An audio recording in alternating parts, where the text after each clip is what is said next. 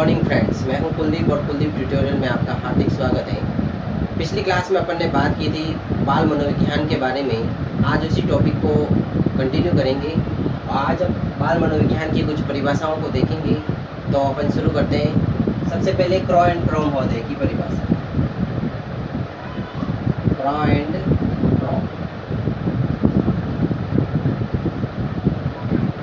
क्रॉ महोदय कहते हैं कि बाल मनोविज्ञान वह वैज्ञानिक अध्ययन है जिसके अंदर गर्भकाल से लगाकर किशोर अवस्था तक के का अध्ययन किया जाता है।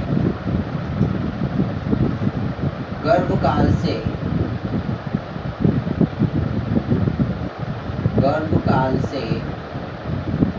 किशोरावस्था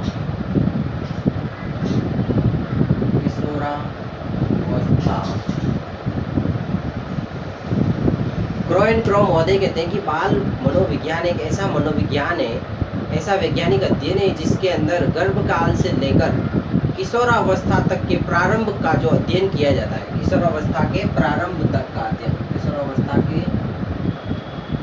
प्रारंभ तक का अध्ययन किया जाता है।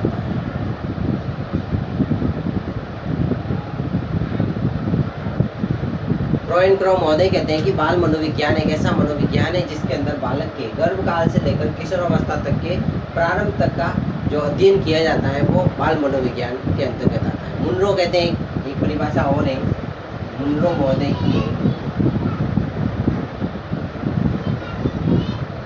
मुनरो महोदय क्या कहते हैं? मुनरो महोदय कहते हैं कि विकास परिवर्तन श्रृंखला की वह अवस्था है जिसमें बच्चा भ्रूण से प्रौढ़ अवस्था तक गुजरता है। विकास परिवर्तन की श्रृंखला की वह अवस्था है, विकास परिवर्तन की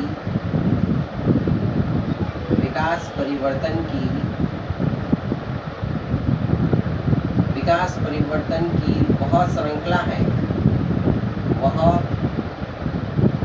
श्रृंखला है, जिसमें मुनरो महोदय कहते हैं कि विकास परिवर्तन की श्रृंखला है वह अवस्था है जिसमें बच्चा भ्रूण अवस्था से प्रौढ़ अवस्था तक गुजरता है। जिसमें बच्चा भ्रूण अवस्था से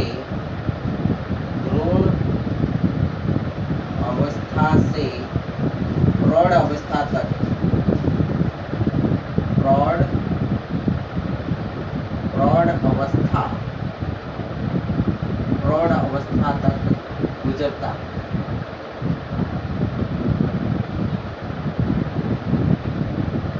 ये हो गया। अभी बात आती है अभिवृद्धि क्या है। अभिवृद्धि क्या है?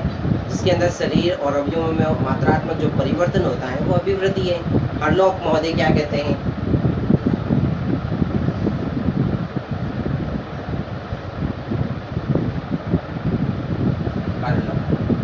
हरलॉक महोदय कहते हैं कि विकास व्यक्ति के नवीन विशेषताओं व योग्यताओं को प्रकट करता है। विकास जो है व्यक्ति के नवीन विशेषताओं और योग्यताओं को प्रकट करता है। विकास व्यक्ति के नवीन विशेषताओं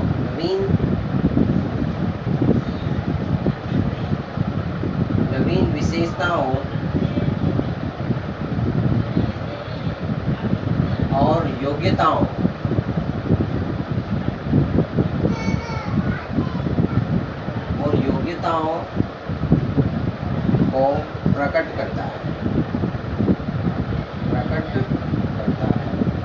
प्रस्फुटित करता है, प्रकट करता है। हरलॉक महोदय कहते हैं कि विकास व्यक्ति के नवीन विशेषताओं और योग्यताओं को प्रकट करता है। और केसेल महोदय क्या कहते हैं कि बालक में होने वाली शारीरिक प्रक्रिया जो स्वतः या आनुवंशिक रूप से निर्धारित तथ्यों के द्वारा होती हैं वो क्या होती हैं? परिपक्वता होती हैं। अब बात करते हैं अभिवृद्धि और विकास में क्या अंतर है। पहले आप इसको लिख लो, अपन फिर आगे बढ़ते हैं। मैं इसको रफ कर देता हूँ।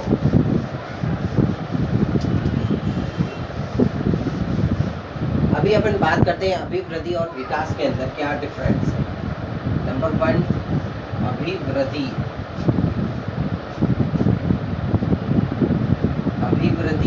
और विकास। अभिवृद्धि क्या है और विकास क्या है, इसके बारे में बात करेंगे अपन।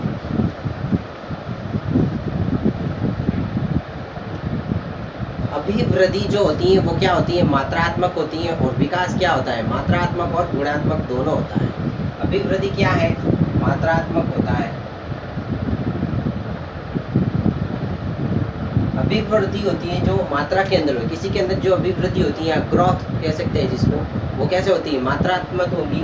और विकास जो होगा वो क्या होगा, मात्रात्मक प्लस क्या होगा, गुणात्मक भी होगा। मात्रात्मक प्लस गुणात्मक,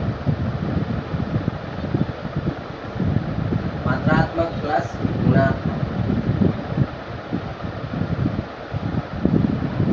दूसरा डिफरेंस देखते हैं। दूसरा डिफरेंस क्या है, अभिवृद्धि जो है वो किशोर अवस्था तक ही होती है। वृद्धि कब होती है, मध्य किशोर अवस्था तक, मध्य किशोर अवस्था तक, मध्य किशोरावस्था।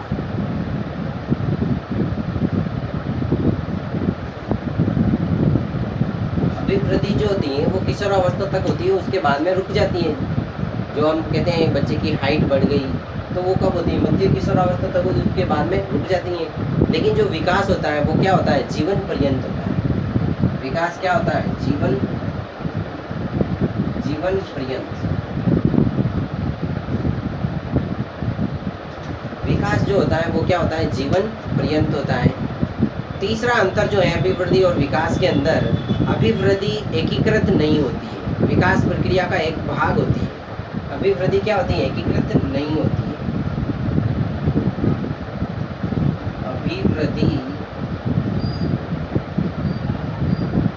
एकीकृत नहीं होती,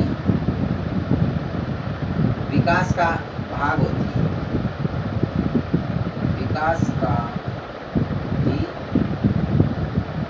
भाग होती है। अभिवृद्धि जो होती है वो एकीकृत नहीं होती है, बल्कि विकास प्रक्रिया का ही एक भाग होती है। और जो विकास होता है वो क्या होता है, एकीकृत होता है, क्योंकि ये सभी पहलुओं से आपस में संबंधित करके चलता है। तो ये क्या होता है, एकीकृत होता है, विकास एकीकृत है।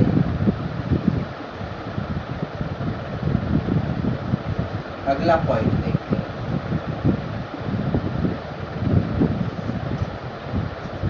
अगला है संरचना में सुधार से संबंधित है। इसकी जो संरचना में वो सुधार से संबंधित है। संरचना सुधार से संबंधित।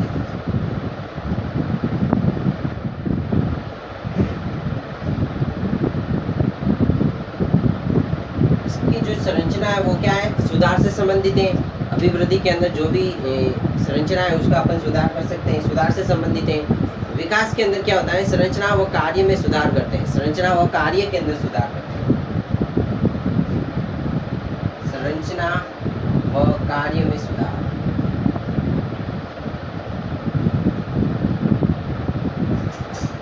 अगला पॉइंट, माप का विषय। अभिवृद्धि क्या है, एक माप का विषय है, और जो विकास है वो क्या है, मूल्यांकन का विषय है। ये क्या है, माप का विषय, माप का विषय। जबकि विकास क्या है, मूल्यांकन का विषय, मूल्यांकन का विषय। जबकि ये क्या है, मूल्यांकन का विषय है। वृद्धि वातावरण पर निर्भर करती है। वृद्धि किसके ऊपर डिपेंड है, वातावरण पर निर्भर, वातावरण पर निर्भर। और ये किसके ऊपर निर्भर रही है, विकास वातावरण और जीवन दोनों पर निर्भर करेगा, वातावरण व जीवन।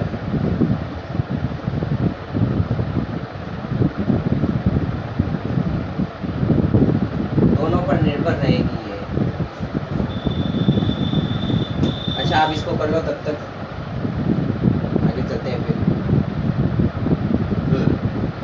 अभी बात करते हैं अभिवृद्धि। अभिवृद्धि क्या होती है, रचनात्मक परिवर्तन होता है, और विकास जिसमें विकास व विनाशात्मक परिवर्तन होता है। विनाशात्मक भी होते हैं, यानी कि विकास में रचनात्मक व विनाशात्मक होते हैं, दोनों प्रकार के होते हैं। अभिवृद्धि क्या होती है, रचनात्मक परिवर्तन है, जबकि विकास क्या होता है, रचनात्मक और विनाशात्मक दोनों प्रकार का हो सकता है। फ्रैंक कोशिकीय गुणात्मक वृद्धि ही अभिवृद्धि कहलाता है। फ्रैंक कोशिकीय जो कहते हैं गुणात्मक वृद्धि ही क्या है, अभिवृद्धि कहलाता है। विकास के कुछ तथ्य की बात करते हैं।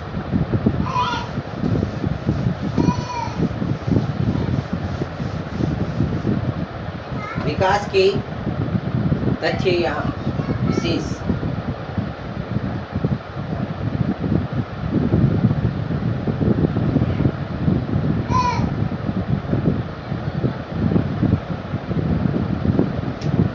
विकास के तथ्य, विकास के तथ्य के हम कुछ इम्पोर्टेंट बातें लेंगे विकास के बारे में, जैसे कि विकास के अंदर क्या होता है। विकास सांस्कृतिक परिवर्तन से प्रभावित होता है। विकास क्या है, सांस्कृतिक परिवर्तन से प्रभावित होता है। सांस्कृतिक परिवर्तन प्रभावित, विकास जो होगा वो सांस्कृतिक परिवर्तन से प्रभावित होगा। और विकास की जो प्रत्येक अवस्था में क्या होता है, जोखिम होता है। विकास की प्रत्येक अवस्था में क्या होता है, जोखिम होता है। विकास की प्रत्येक अवस्था में जोखिम होता है।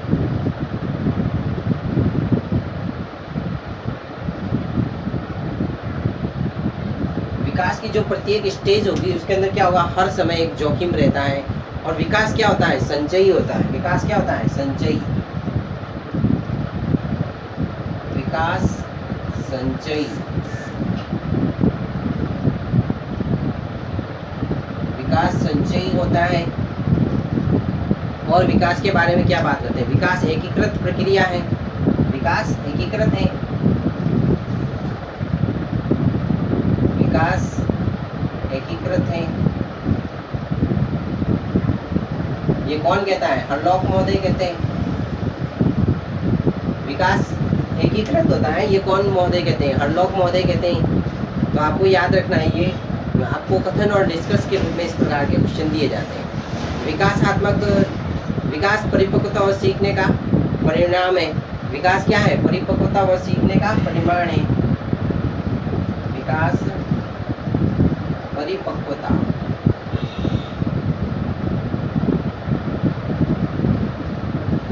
व सीखने का परिणाम, सीखने का परिणाम। विकास जो परिपक्वता व सीखने का परिणाम है। विकास स्वीकृत होता है। विकास क्या होता है, स्वीकृत होता है। विकास स्वीकृत होता है।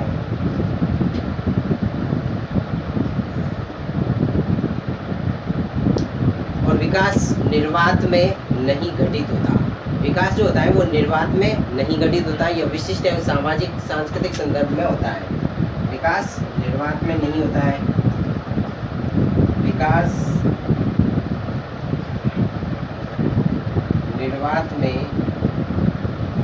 घटित नहीं होता। ठीक है, ये लिख लो आप, फिर आगे बात करते हैं।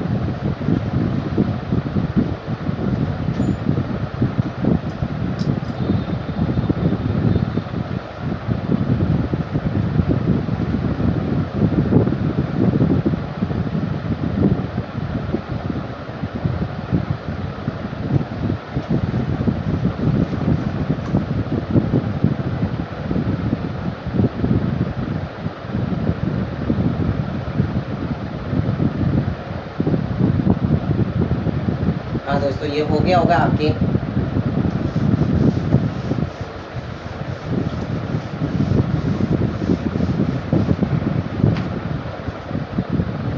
अच्छा, अपन बात कर रहे थे विकास ऐतिहासिक दशाओं से भी प्रभावित होता है। विकास व्यक्तिगत प्रक्रिया है। अब बात करते हैं बाल विकास से संबंधित महत्वपूर्ण मान्यताएं क्या हैं। बाल विकास की महत्वपूर्ण मान्यताएं।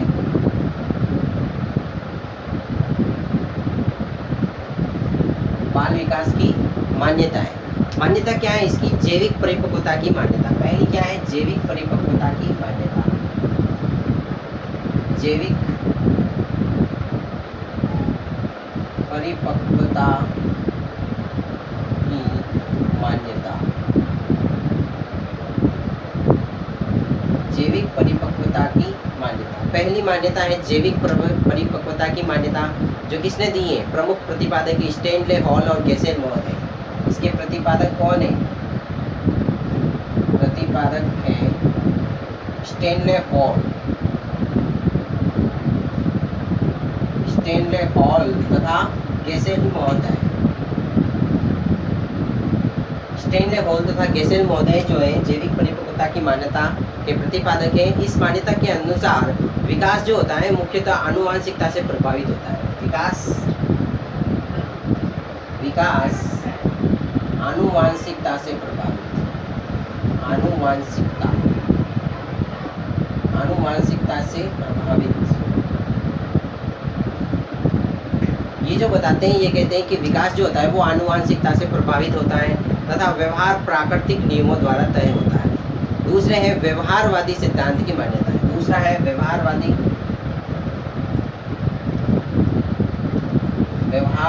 सिद्धांत की मान्यता है।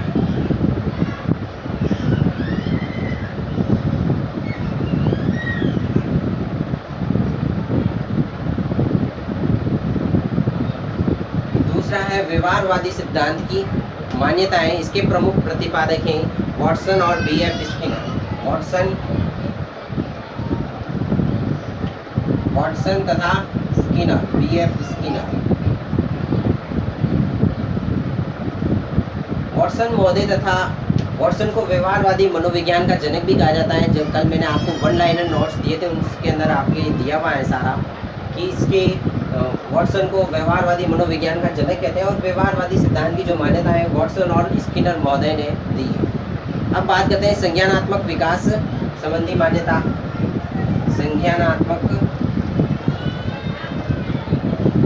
संज्ञानात्मक विकास संबंधी मान्यता।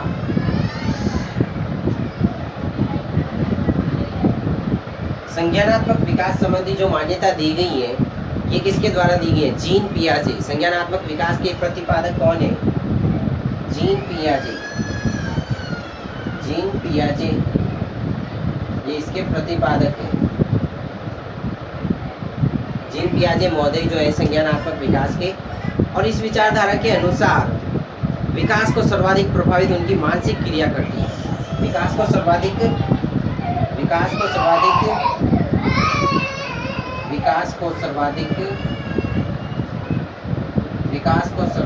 प्रभावित मानसिक क्रिया करती है। मानसिक क्रिया इसके अंदर विकास को सर्वाधिक प्रभावित करने वाली करती है। किसको करती है? मानसिक क्रिया को प्रभावित करती है। अब लास्ट है अपना सामाजिक सांस्कृतिक विकास संबंधी मान्यता है। सामाजिक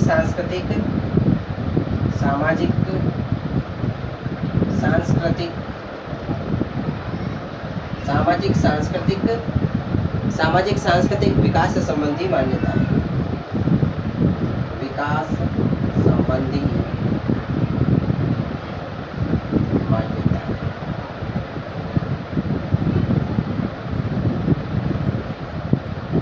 सामाजिक सांस्कृतिक विकास संबंधी मान्यता। इसके प्रतिपादक हैं लेव वाइगोत्स्की।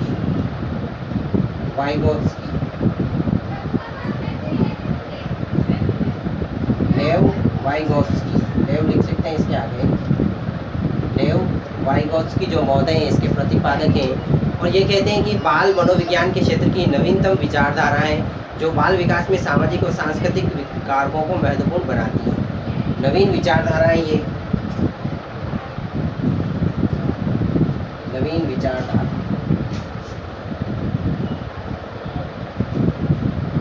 को आप इग्नोर करते हैं।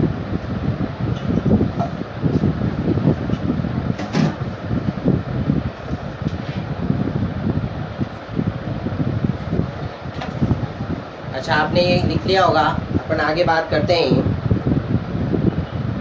मैं इसको रफ कर देता हूँ।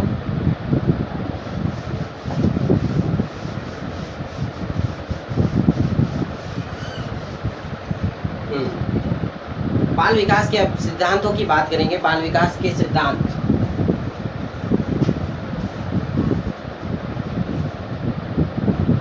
बाल विकास के सिद्धांत।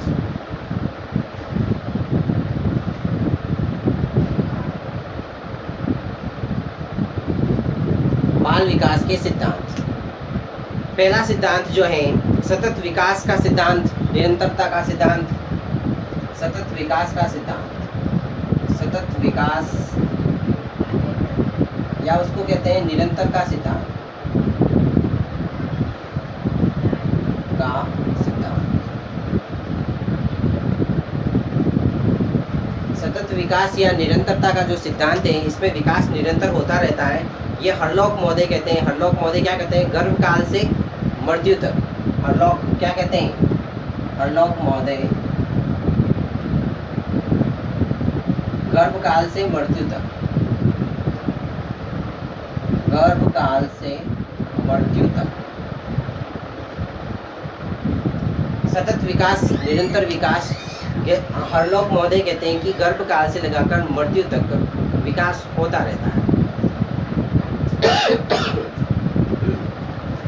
दूसरा है अंगों की गति में भिन्नता का सिद्धांत।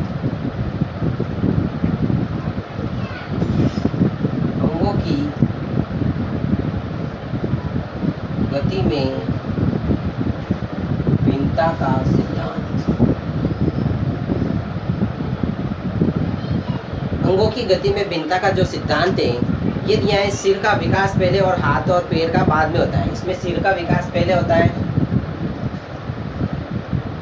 सिर का पहले, हाथ व पैर का, हाथ व पैर का बाद में विकास होता है। हाथ व पैर का विकास कब होता है? बाद में होता है। अवस्थाओं की गति भिन्नता का सिद्धांत, शैशव अवस्था से किशोर अवस्था में तीव्र ज़्यादा होता है। शैशव अवस्था और किशोर अवस्था में तीव्र होता है। विकास की दिशा का सिद्धांत, अगला लेते हैं विकास की दिशा का सिद्धांत। विकास की दिशा का सिद्धांत। विकास की दिशा का जो सिद्धांत है, मस्तबोधि सिद्ध, इसको क्या कहते हैं? मस्तबोधि सिद्ध। मस्तबोधि सिद्ध, मस्तबोधि सिर यानी कि सिर से पैर की ओर लंबवत विकास होता है। इसका विकास निश्चित दिशा में होता है। इसे सिर पुच्छीय दिशा, मस्तबोधि मुखी, सिर से पैरों की ओर अनुक्रम, ऐसे भी बोलते हैं। अब है समान प्रतिमान का सिद्धांत। नेक्स्ट है समान प्रतिमान का सिद्धांत। समान प्रतिमान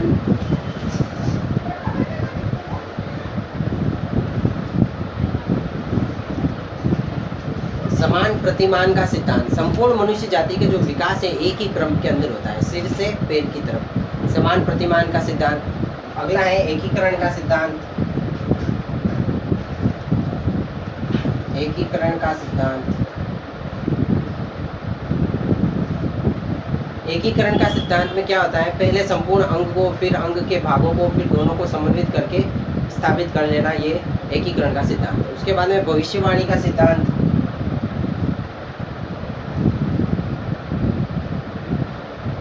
भविष्यवाणी का सिद्धांत।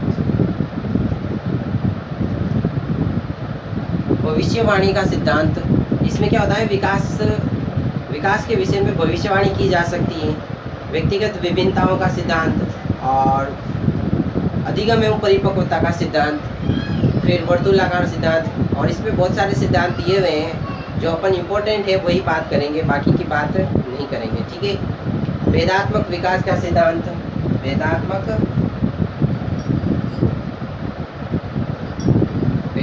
विकास का सिद्धांत।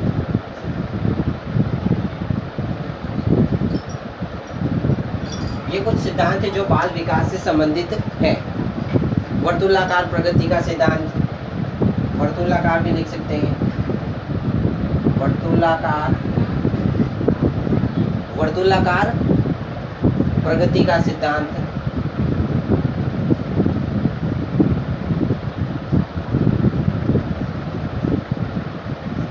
अच्छा, अब कल करेंगे अपन बाकी नेक्स्ट टॉपिक।